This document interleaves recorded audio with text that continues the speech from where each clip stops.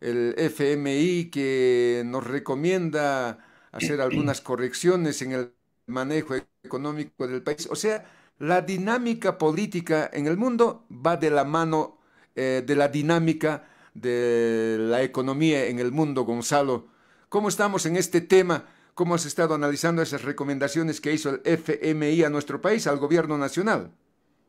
Bueno, muchas gracias, Nicolás. Bueno, en primer lugar, tienes toda la razón, la dinámica en el mundo es realmente sumamente compleja. Se está produciendo un cambio muy profundo en la estructura, en la forma de organizar las relaciones internacionales, en el nuevo sistema económico y político en construcción, que todavía no está plenamente funcionando, pero que comienza a vislumbrarse con una mayor presencia de la China, por supuesto, con una presencia también importante de la India, de la propia Rusia, con un cuestionamiento muy duro que se hace a Estados Unidos como potencia hegemónica.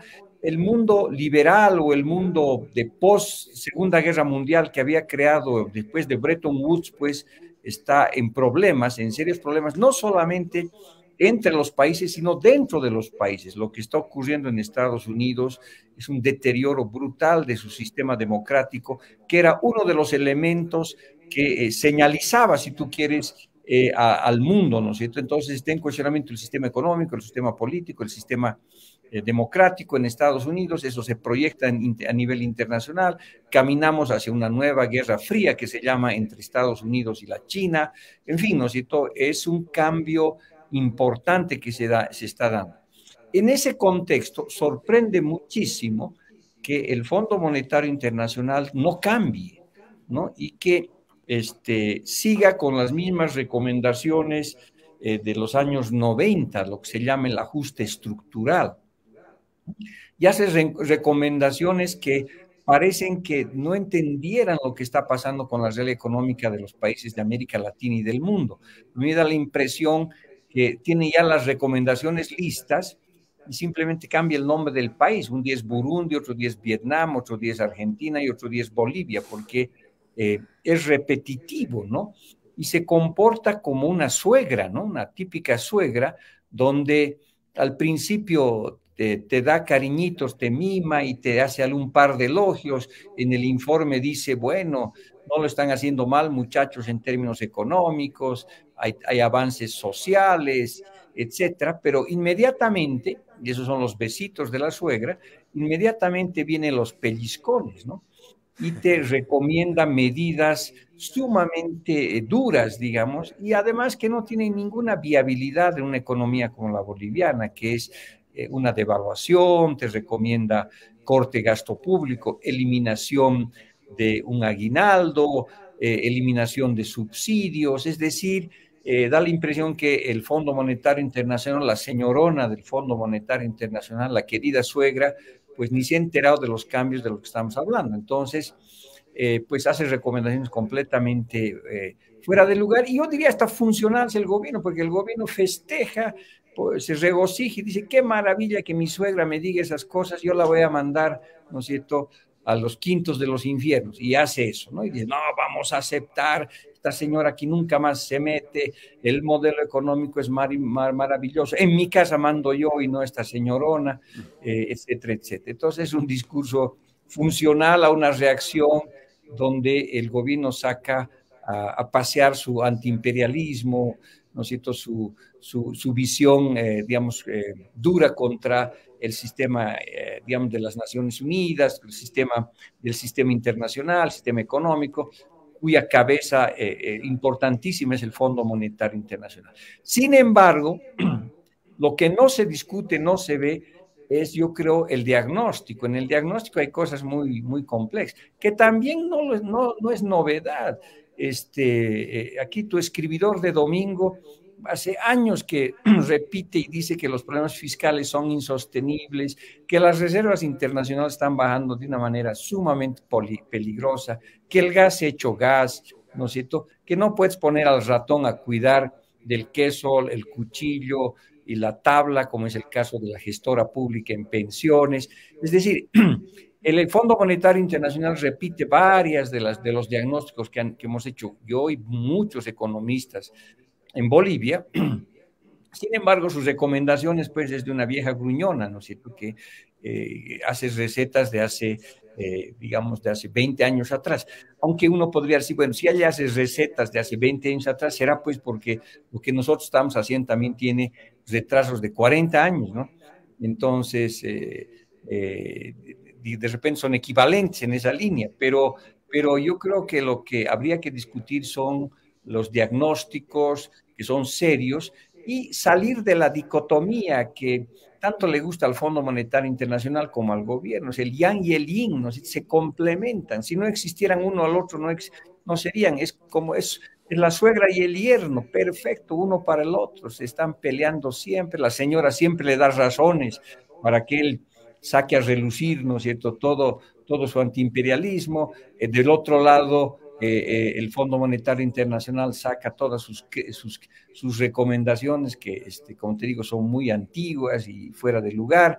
Entonces, yerno y suegra se entienden maravillosamente, y el yerno pues queda contento primero con los besitos porque saca publicidad y dice, mire, esta señora reconoce, pero después inmediatamente dice, no le voy a aceptar que esta señora venga a decirme lo que yo tengo que hacer en mi casa, yo soy soberano, autónomo, en mi hogar mando yo, etcétera.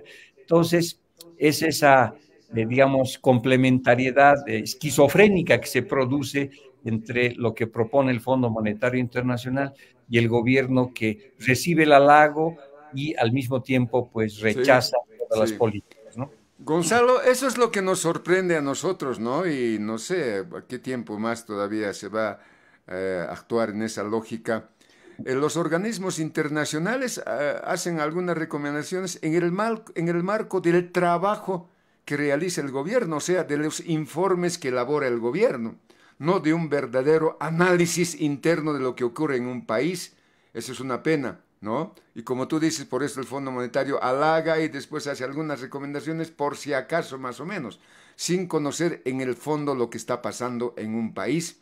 Por ejemplo, cuando se dice que la lucha contra la pobreza, dice, ¿no es cierto?, el Fondo Monetario Internacional, cuando el gobierno boliviano ha avanzado en el tema de la lucha contra la pobreza, uno se estará preguntando, ¿no?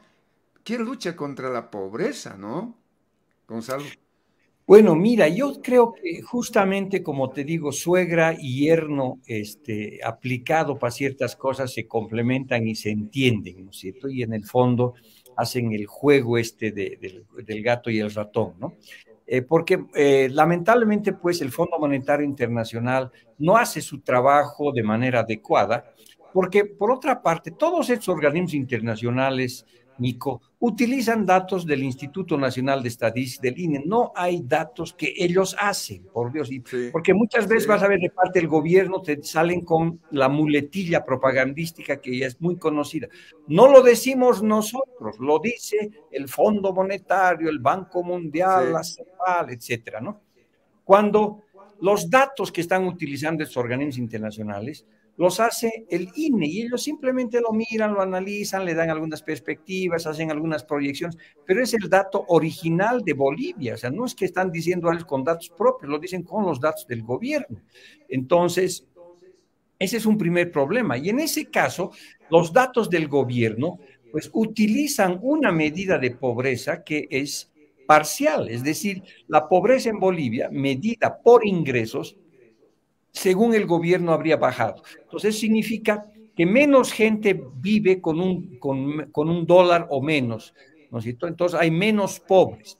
Entonces hay menos pobres extremos, que es con un dólar, y hay menos pobres con pobreza moderada, que es vivir por día por $2, ¿no?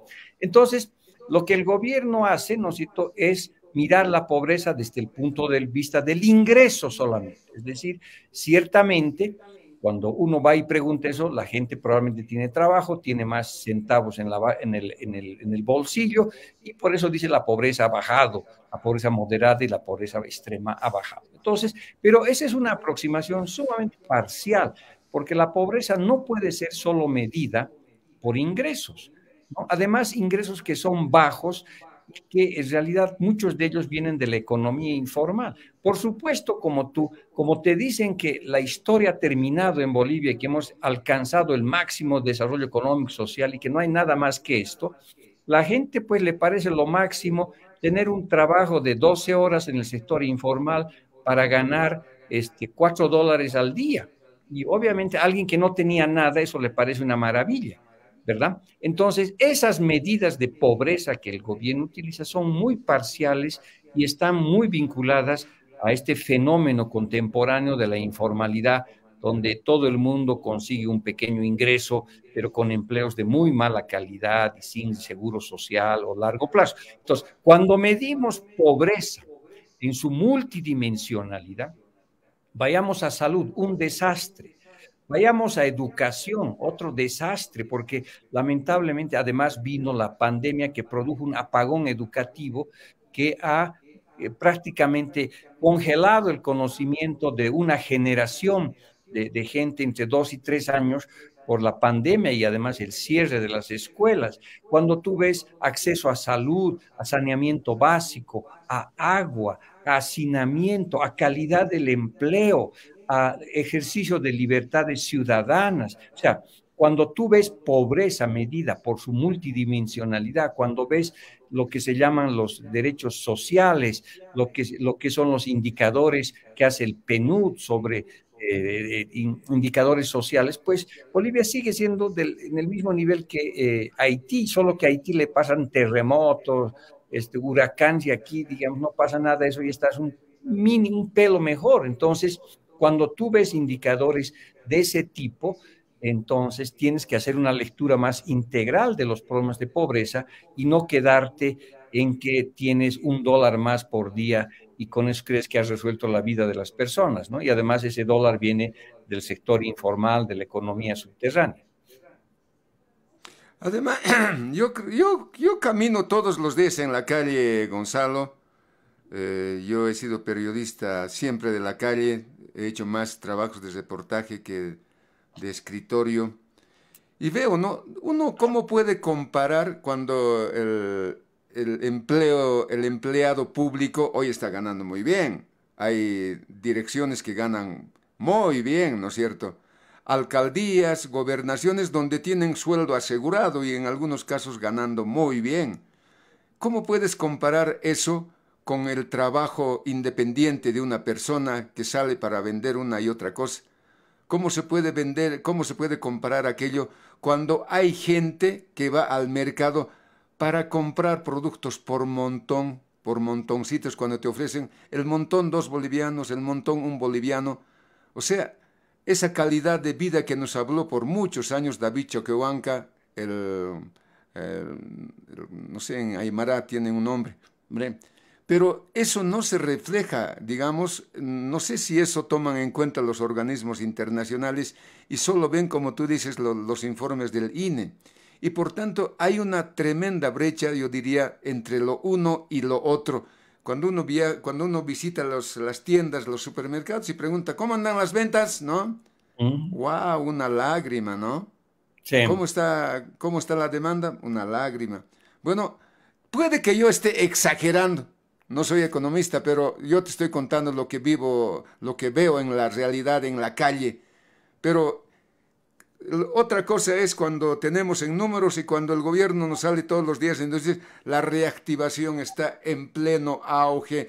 Se inauguró la Expo Cruz. Vemos a la ministra de Comunicación decir que destacando la reactivación económica y que eso va cada vez a más sostenibilidad, en fin, ¿no? Y uno dice, bueno, nosotros los que analizamos o los que hablamos de ese tema estamos mintiendo y somos unos neófitos, Gonzalo. Mira, lo que pasa es que como todo gobierno al final termina engolosinándose en sus propias cosas, ¿no? El gobierno no de ahora, de hace mucho tiempo, sufre de lo que se llama narcisismo macroeconómico. Solo se mira en ciertas cifras, ¿no es cierto? Y se frente al espejo se cree lo máximo, se manda besitos, se hace ojitos, y mira qué lindo que lo estoy haciendo. Eso refuerza la propaganda, entonces se ponen todos coquetos y obviamente gastan ríos de dinero para intentar convencernos de esas realidades que no son, ¿no?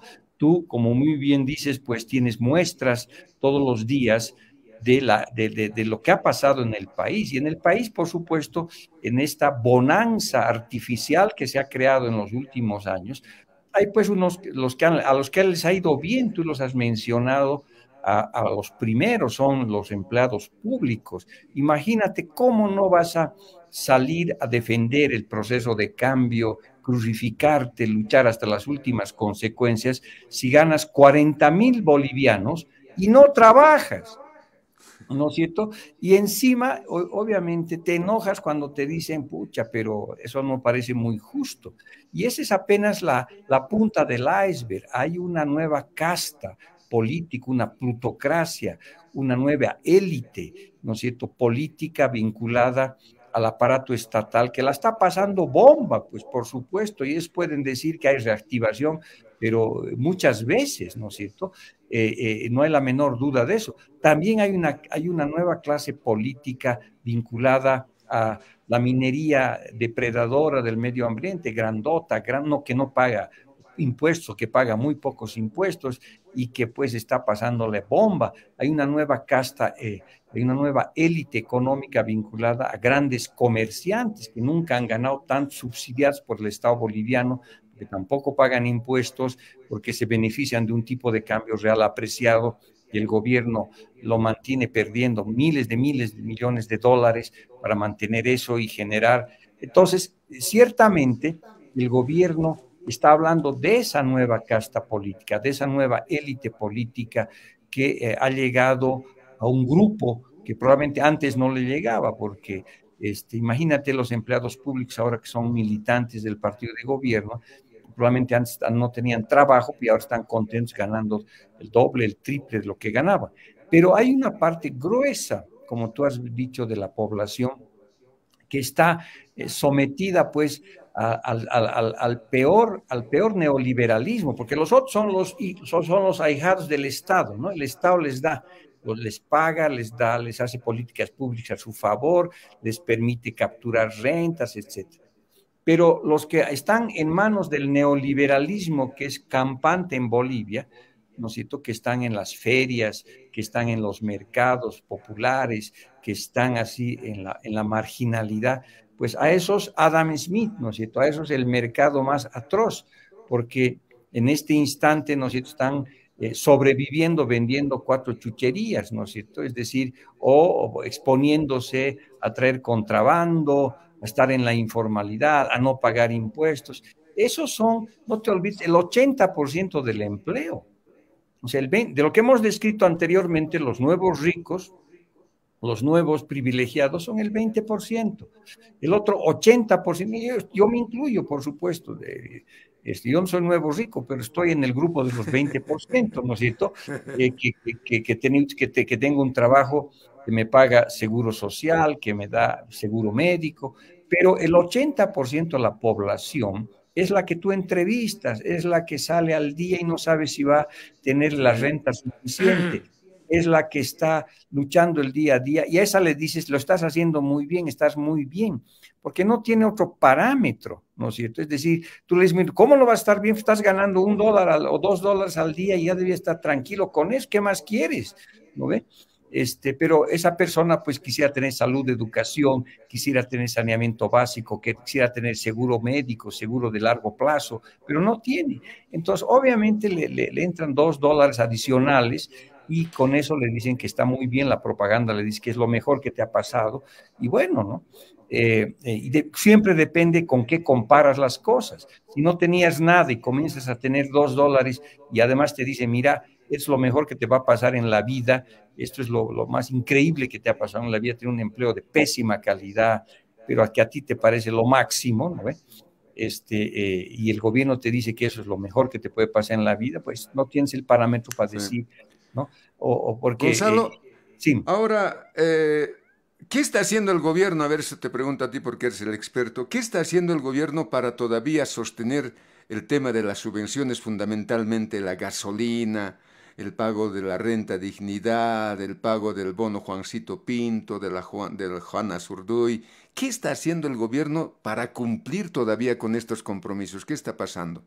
Estás raspando la olla, pues, pero poniendo cara de que está lloviendo plata en el gobierno, digamos. Eso es lo que está haciendo, ¿no es cierto? Tú tienes un Estado que tenía ingresos, especialmente veamos el más importante, el 50% de los ingresos del 2014 venían del sector hidrocarburos, Nicolás, y eso eran como 5.200 millones de dólares, 5.200 millones, el Estado recibía de regalías, del IDH, de otros impuestos nacionales, recibía 5.200 millones, y eso repartía, pues, daba para todos, ¿no?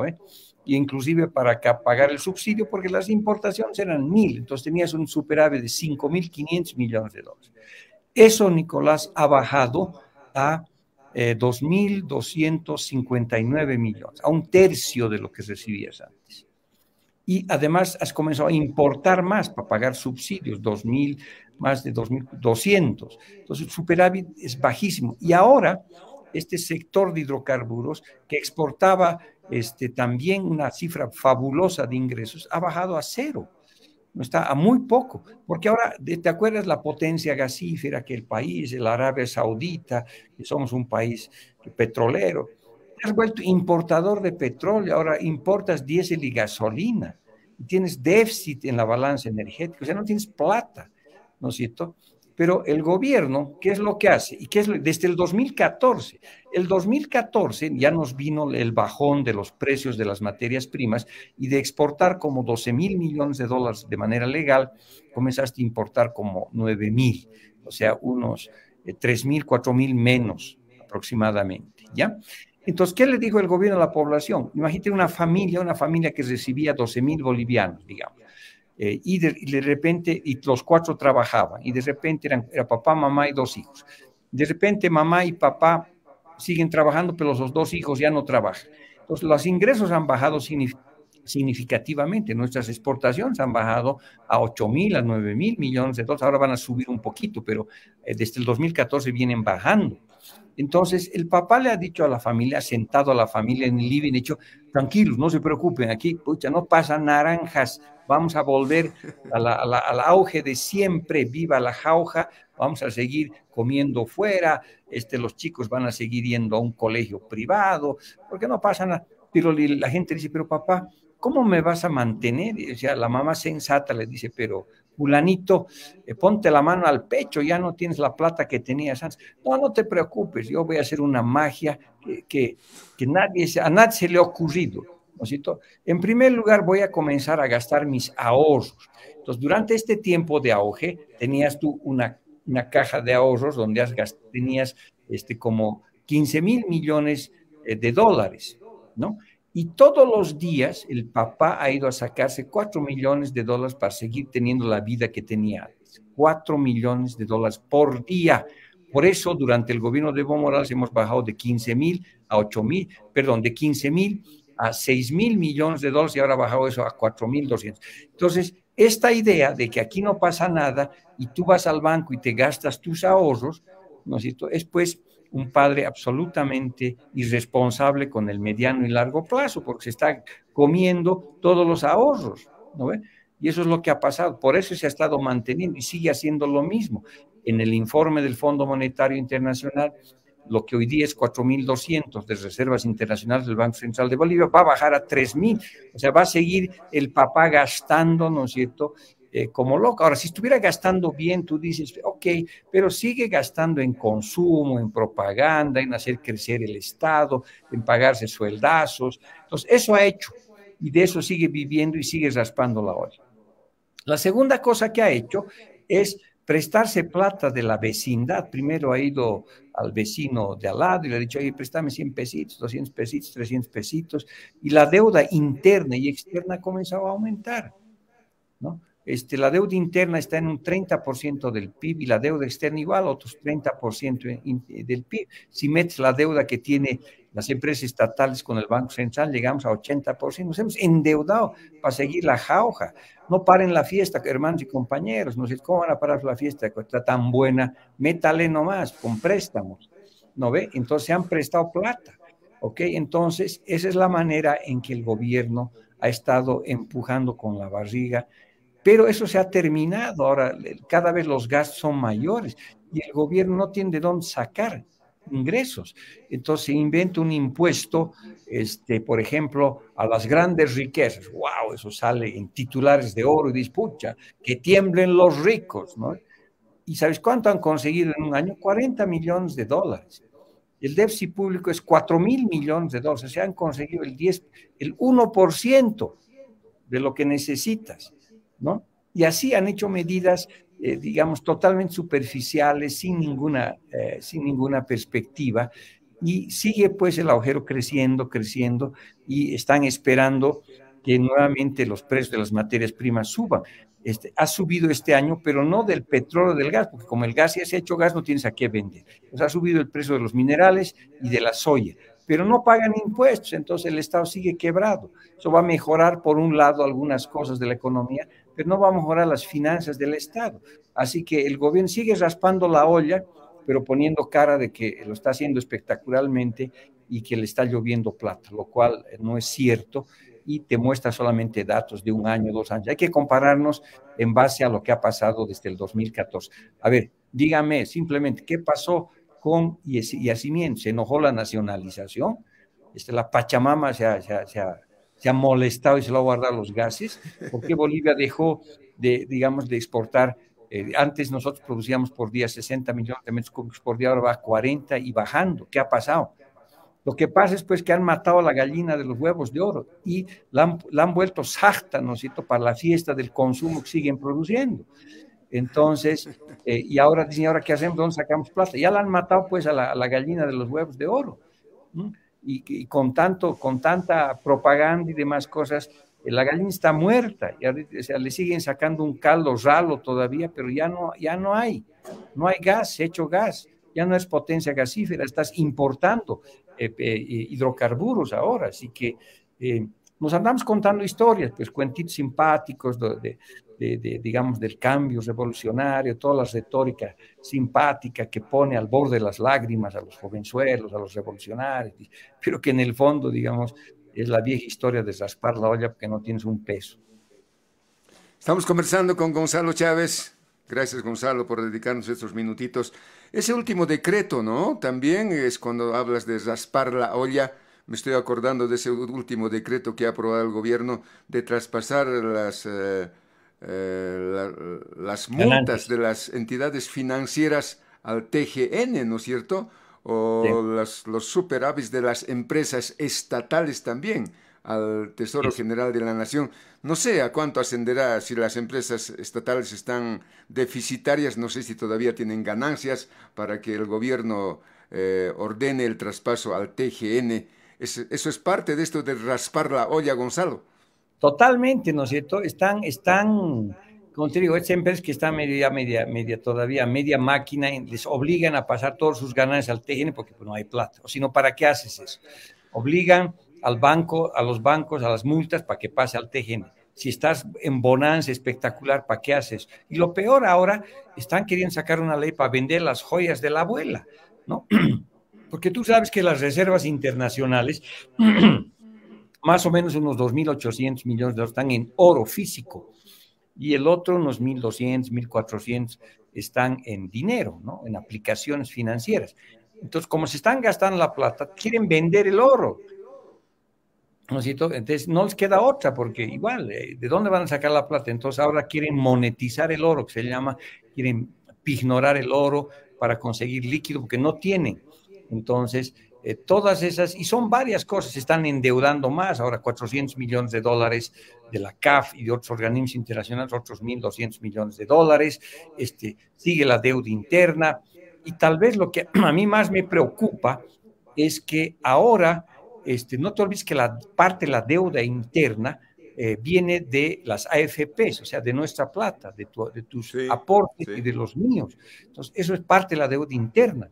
Entonces, ahora resulta que esa deuda interna que estaba con las AFPs, mal, bien, habrá que ver eso, pero ahora ha pasado pues al Estado. Entonces, imagínate, va a ser más fácil apretar a la gestora pública para que suelte los billetes, ¿no? Sí, Entonces, eso sí. también preocupa muchísimo. Me ganaste Entonces, de mano ahí, me ganaste de mano. Quería preguntarte qué va a pasar con la gestora pública en manos del Estado, en manos del gobierno. Pero antes déjame darle la bienvenida a mi compañera de trabajo Gladys Mita, que está al otro lado de la pantalla. Hola Gladys, buen día, un abrazo. Hola Nico, ¿cómo estás? Un gusto saludarte también a nuestro invitado, el señor Chávez. Muchas gracias él por estar con nosotros Dale, Nico, con esa pregunta. Luego yo tengo también Sí. otra pregunta que quiero realizarle. ¿Qué va a pasar con la gestora pública, Gonzalo? A ver, mucha gente se ha estado preguntando, las redes sociales han estado bombardeando con ese tema. Ahora la gestora pública en manos de sus inventores, ¿qué va a pasar? Bueno, lo único que te puedo decir es que te sugiero que Gladys, tú y yo hagamos una cadena de oración, porque lo único que podemos es rezar. ¿Tanto así? Porque, claro, imagínate, yo no sé qué va a pasar, porque, a ver, en primer lugar, a ver, no te olvides que realmente lo de la gestora pública va a entrar a los anales de la política pública que no hay que hacer en el mundo, ¿no? Entonces, el año 2010, como siempre, con bombos y platillos, con esta cosa nacionalista, chabacana, dijeron, estamos recuperando los recursos que estaban Sí, en manos de las transnacionales, ¿no es cierto?, etcétera, etcétera, con todo ese discurso que obviamente es muy apelativo, porque ahora sí los bolivianos vamos a utilizar ese recurso y parte del supuesto que simplemente porque la nacionalidad cambia, las cosas van a comenzar a funcionar, ¿no? Entonces, el 2010 hicieron eso y se han tomado 12 años, ¿no es cierto?, para poder implementar la gestora pública. Solo como referencia para, digamos, no herir la susceptibilidad de algunos, el hombre llegó a la luna en menos de 10 años, ¿ya? Supongo que llegar a la luna es un poquito más difícil que administrar una gestora, ¿no ve? Entonces se han tomado 12 años y van a ser 13, porque una partecita recién ha comenzado a funcionar y solamente va a ser, digamos, en el año, al próximo año van a tomar control de eso. Y nos han contado la historia de que no había, han hecho los decretos que mañana, que pasado, han contratado unos, han contratado otros, han dicho que el software no funcionaba, han comprado 2 veces software, no funciona. Bueno, en fin, es ese dechado de eficiencia, esa maravilla de la política pública que se toma 12 años en implementar una institución que ahora te dice que ahora sí vamos a recuperar y lo vamos a hacer maravillosamente, ¿no? Entonces, y por supuesto que hay una legítima preocupación de la gente, si pucha, pero si se han tomado en 12 años en traspasar, hacer una base de datos que pase en pleno, además en pleno era de la big data, de los grandes datos, no puedes pasar una base de datos de un lado al otro, ¿no? Entonces, eso preocupa muchísimo y preocupa también, ¿no es cierto?, que los antecedentes, ¿no? Porque mucha gente dice, bueno, y entonces, ¿qué va a pasar? En primer lugar, ¿no es cierto?, uno puede tener muchas críticas a las AFPs, que las rentabilidades no eran buenas, que las rentas no fueron las mejores, que había problemas de eficiencia, que había problemas de sistemas, en fin. Pero le están pasando 23,000 millones de dólares, 23,000 millones de dólares. ¿Cuánto le pasó el antiguo sistema estatal a las AFPs? Cero. No sé si se lo habían robado. No, fue lo que pasó. O sea, el anterior sistema, ¿te acuerdas? ¿No es cierto? Que es porque estas AFPs comienzan en el 94. ¿No? Entonces, antes del 94, ¿te acuerdas de Dante? El Senacir. El Senacir, que no hubo o sea, se lo robaron, todo un desastre. Entonces, cuando el Senacir, ni siquiera, o sea, comenzamos de cero, el Senacir desaparece toda la plata, ¿no? Entonces, ¿cómo no te vas a asustar? ¿No es cierto? Sí. Ahora, no nos olvidemos que quede registrado eso, se les está dando 23,000 millones de dólares. Ahí está la plata. Estuvo vinculado Dante Escobar, ¿no? Claro, que creó el infierno de Dante, pues, ¿no es cierto? Y se llevaron toda la plata. Entonces, resulta ahora, ¿no es cierto?, que vamos a empezar y como siempre. Ahora, mira, el tema, y no es no es que no hay capital humano boliviano, que no podemos hacerlo bien, eso son realmente tonterías. Por supuesto que hay gente excelente en Bolivia, profesionales, ¿no? Pero no es un problema de poner a la Madre Teresa de Calcuta con Lenin a administrar la gestora pública, es mucho más complejo eso. Necesitas gobiernos corporativos, internos, cómo va a funcionar, qué van a hacer, dónde van a estar, necesitas estrategia, necesitas sistemas de control, necesitas capital humano de primer nivel, es decir, todos los militantes que están entrando en la gestora pública, a ver, que nos digan, pues, porque eso es lo que necesitas. Cuando administran tu plata, tú tienes derecho a saber quién va a administrar tu plata. Pues díganos, pues, a ver, qué maestrías, qué doctorados, cuántos años de experiencia tienen en gestión de fondos financieros, porque es una tarea compleja, difícil. ¿Dónde están? ¿O van a utilizar los profesionales que estaban en las AFPs para que las gestiones sean mejores? O sea, ¿cómo van a hacer todo eso? ¿Cómo van a hacer los controles? ¿Cómo van a hacer? Gonzalo, ¿hay algún país de ejemplo sobre la administración de los fondos de pensiones de los jubilados que maneje el Estado? Porque yo conozco que este es un invento del gobierno nacional, inédito, no sé si hay otro país que... Bueno, creo que lo que han hecho en otros países, porque además han creado un monopolio público, ahora estás fregado porque no vas a poder reclamarle a nadie, por lo menos cuando había dos podías reclamar y generar competencia. Entonces, en otros países hay una gestora pública y dos o tres privadas y compiten, porque ahora se ha vuelto una caja negra, se va a volver una caja negra. ¿No es cierto? No vas a saber exactamente qué hace y te van a contar historias que lo estamos haciendo maravillosamente, que nunca ha habido tanto una gestión, que vamos a bajar las rentas. Y hay que ver, o sea, todo eso, ¿no es cierto?, es pura poesía, ¿no es cierto? No sabemos exactamente qué es lo que va a pasar en concreto, porque por el momento nos están dando poesía y la poesía hay que ver si se concreta. Pero como están las cosas, yo te digo, con el mismo énfasis, ¿te acuerdas el 2006, la nacionalización de los hidrocarburos, ahora sí en manos de los bolivianos, esto va a ser una flor. Se ha acatado el gas, no hay gas, se ha hecho gas. ¿No es cierto? ¿Qué ha pasado? Los precios siguen elevados, el gas sigue bajo la tierra, ¿no es cierto? Los mercados están ahí, Argentina y Brasil. ¿Por qué?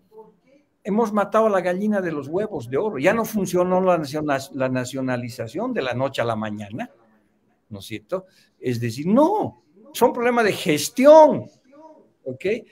No pudieron desarrollar campos, no hicieron las inversiones suficientes porque gas Bolivia tiene, solo que no hicieron la gestión suficiente. Entonces, estamos frente a lo mismo, es un problema de gestión y no se trata de agarrar la poesía de Mario Benedetti con tu quiero y con mi puedo, vamos juntos compañero y las cosas comienzan a funcionar, ¿no es cierto? Necesitas elementos técnicos, necesitas gestión, administración, transparencia, necesitas competencia, necesitas que tenga mecanismos de regulación, el gestor público, necesitas colocar al mejor capital humano que tenga experiencia en fondos de pensión, en alta ingeniería financiera, o sea, necesitas cosas que de repente lo están haciendo y que nos avisen, ¿no es cierto? Porque el rótulo de decir ahora nacionalizada, ahora en manos de los bolivianos, les hemos quitado a los malditos del pasado la plata, ya no es ninguna garantía. Lo mismo pasó con el gas, mira dónde está el gas. El gas es como la renta que debería haber durado para varias generaciones. Ahora somos importadores de energía. ¿Qué ha pasado? ¿No es cierto? Es un problema de gestión y, por supuesto, hay que salir de las dicotomías absurdas estas de decir, bueno, si no están estatizadas, están privatizadas. No, es problema de gobiernos corporativos. O sea, hay mucha ciencia entre el Fondo Monetario Internacional y el gobierno. O sea, hay muchas políticas públicas, hay muchas experiencias donde siendo estatal puedes mejorar y ser una buena empresa. Entonces, no hacemos eso. Entonces, la gestora pública es una incógnita, habrá que ver qué va a pasar, pero es nuevamente la vieja historia de que cambiando de propiedad, haciendo propaganda, diciendo que ahora sí los bolivianos vamos a tomar control de esto, automáticamente las cosas van a funcionar. No creo. Vean yacimientos.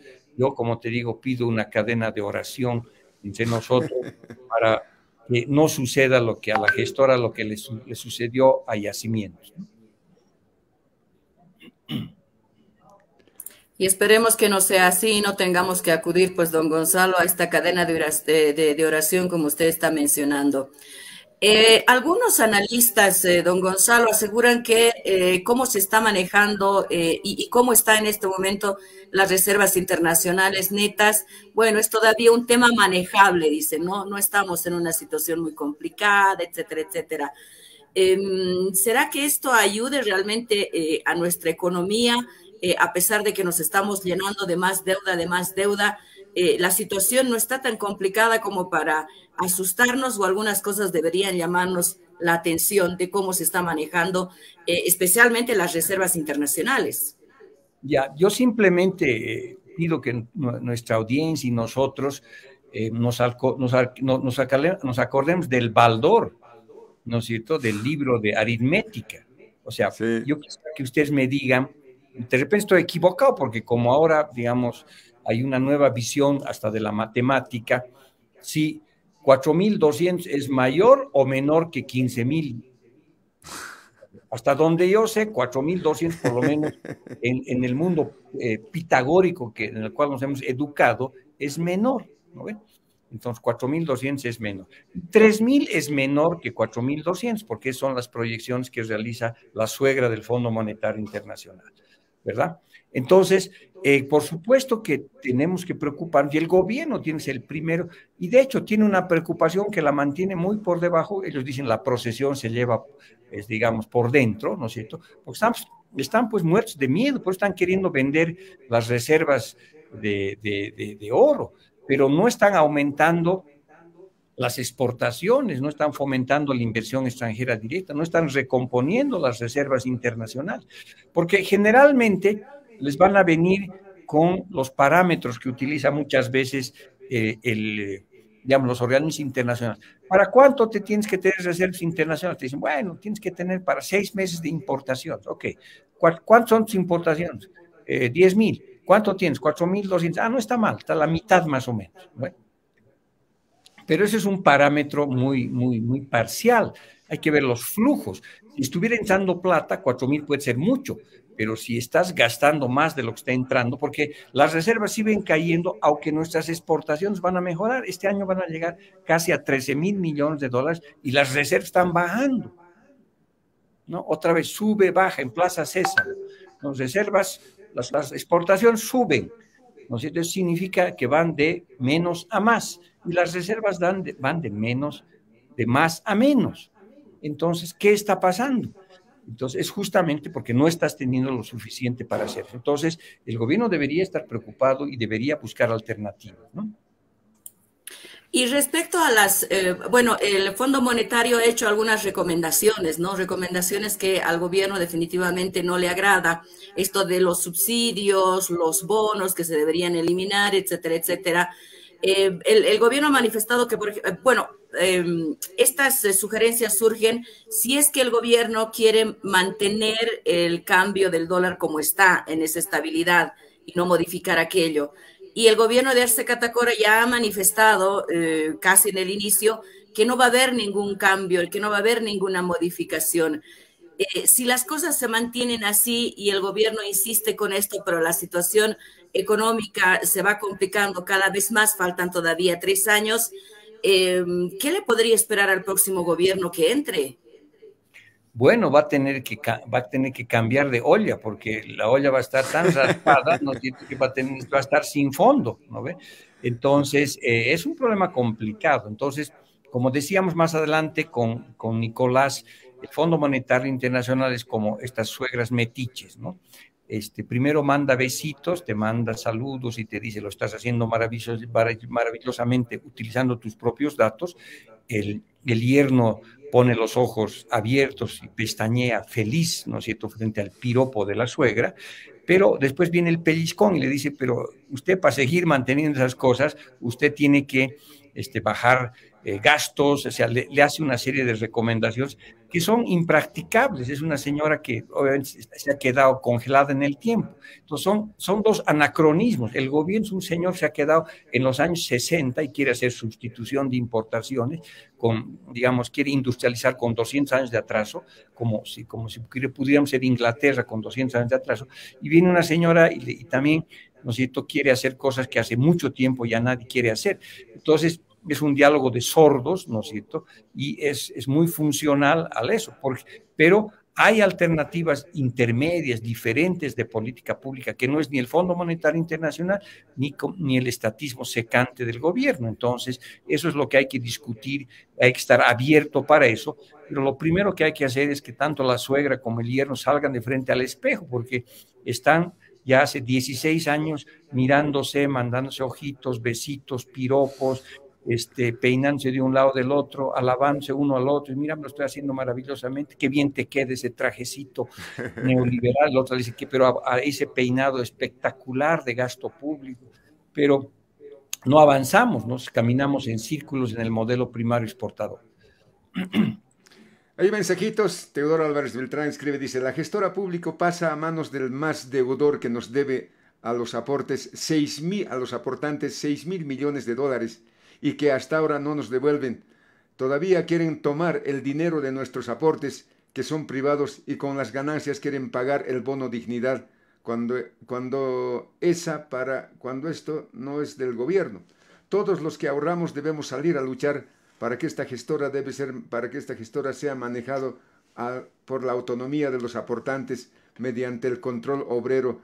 Es hora de parar ese asalto a nuestros ahorros, dice ese mensajito de la señora Teodora Álvarez Beltrán. Gonzalo, te agradecemos muchísimo. Gracias por habernos regalado estos minutitos. Qué lindo es conversar con alguien que sabe sobre temas económicos. Un abrazo y te estaremos molestando más adelante. Gracias, Gonzalo. Muchas gracias. Un gran saludo a ti y a Gladys. Que estén bien. Que le vaya bien.